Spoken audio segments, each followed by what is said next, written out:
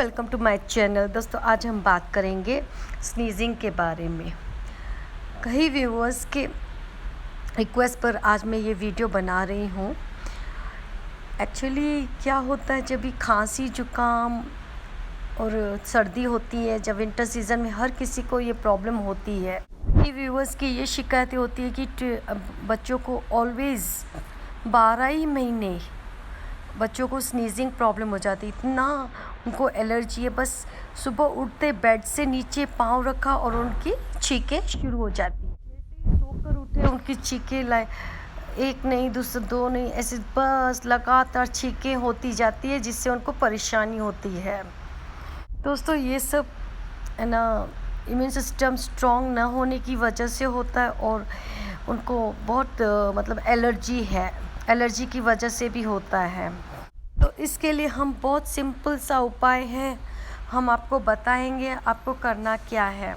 पहली बात तो आपको गाय का घी यूज़ करना है।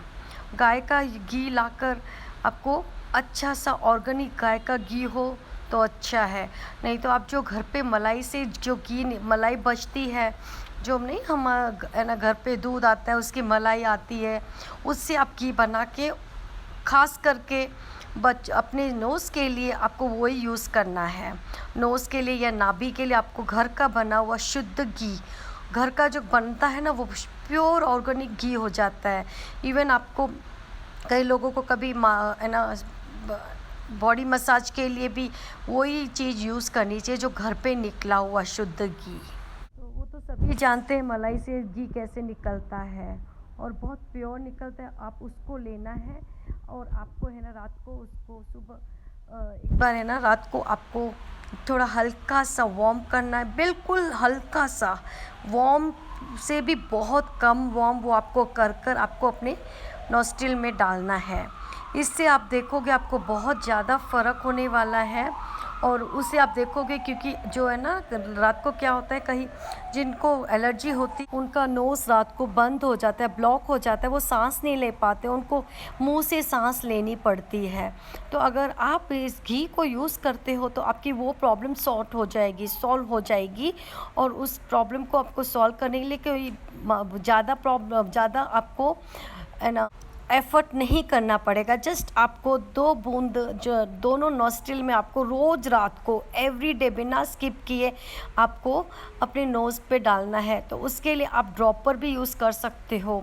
जो ड्रॉपर आपको थोड़ा हल्का सा वार्म करके आप नोज़ में डालना है। इससे आप देखोगे आपकी बहुत सारी प्रॉब्लम्स ठीक हो देगी, क्योंकि ये जो आप घी डालते हो ना, आपके दिमाग के अंदर जाके उसको घी मिलता है, जो अंदर क्योर करता है और उससे नाक में पानी आना भी कम हो जाता है। और ये तो रहा रात का उपाय। अब सुबह आपको क्या करना है, अर्ली जैसे आप उठते हो, नहा लिया, उसके बाद आपका आफ्टर बात आप ले सकते हो 100 ग्राम्स है ना दही में आप थोड़ा सा हल्का सा चूना राइस के 1 राइस ग्रेन, एक चावल के दाने के बराबर आपको चूना लेना है और उसको थोड़ा पानी लेके अपनी तीली पे आप है ना अच्छी तरह से आप या एक स्पून में आप डालकर पानी और है ना चूना आपको बहुत अच्छी तरह से उसको मसल लेना है, बिल्कुल लम्स नहीं होने चाहिए। दोस्तों, मैं पूरा जोर दे रही हूँ, चूना आप है ना आपको पूरी तरह से मसलना है। पेट में गांठें नहीं जानी चाहिए चूने की, नहीं तो पेट छाले हो जाते हैं। आपको पता है चूना हम क्यों डायरेक्ट नहीं ले सकते, क्योंकि चूना जीभ को फाड़ देगा। इसलिए हमको यूज़ करना है दवाई की तरह, लेकिन दवाई को राइट तरह से यूज़ करना है। तो आपको ट्यूब लानी है और चूना भी हमको कौन सा चाहिए, पान की दुकान से आपको मिल जाएगा। आपको है ना इसको चूने को ट्यूब वाला चूना आप ले सकते हो और वाइट चूना आपको लेना है, प्लेन वाला, कोई फ्लेवर नहीं होना चाहिए। ठीक है दोस्तों, तो सॉफ्ट होता है चूना, सिर्फ आपको थोड़ा पानी में डालकर और जितना हो सके आप फ्रेश चूना लाकर यूज़ कर सकते हो। और थोड़ा जो पुराना हो जाता है वो थोड़ा ड्राई हो जाता है, लेकिन चूना कभी एक्सपायर नहीं होता। तो आपको थोड़ा सा राइस ग्रेन जितना चूना लेना है, उसको आपको थोड़े से हल्के से पानी में अपनी अंगुली से या स्पून में डाल के, थोड़ा पानी डाल के, जैसे बच्चों को नहीं दवाई के लिए मदर्स क्या करती है, छोटे बच्चे के लिए बहुत उनको मेल्ट कर के भाई उनको पीस कर फिर देखती है कि पूरी मसल गई है, पाउडर हो गया, अच्छी तरह से घुल गई है पानी उसमें। सेम तरह से आपको चूने को भी ऐसे करना है और फिर आपको दही में चूना मिक्स करना है और बच्चे को पिला देना है जिनको स्नीजिंग प्रॉब्लम है। आप देखो कि कंटिन्यूसली आपको लेना कंटिन्यूसली है, एक दिन भी स्किप नहीं करना है।